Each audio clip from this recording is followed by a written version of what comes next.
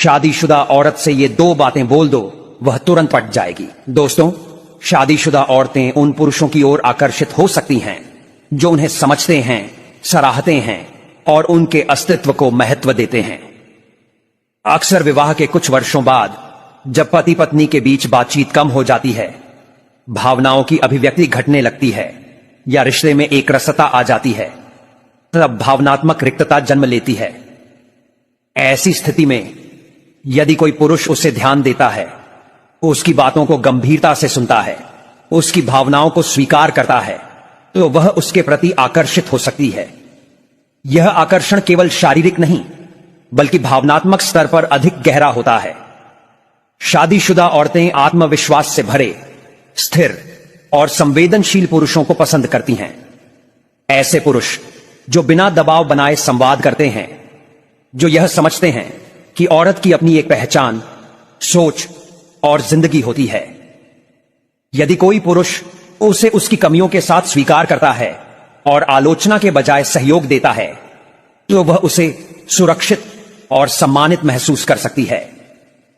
सुरक्षा की यह भावना ही एक बड़ा कारण होती है किसी के प्रति आकर्षण का।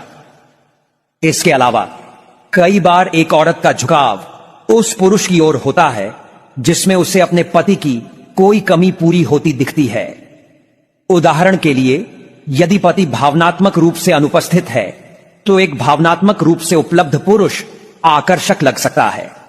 यदि पति की दिनचर्या में रोमांस या सरप्राइज की कमी है, तो कोई ऐसा पुरुष जो छोटे छोटे ध्यान देने वाले इशारे करता है, मन मोह सकता है। साइकोलॉजी यह भी कहती है कि आकर्षण हमेशा किसी कमी को पूरा करने की चाह नहीं होता।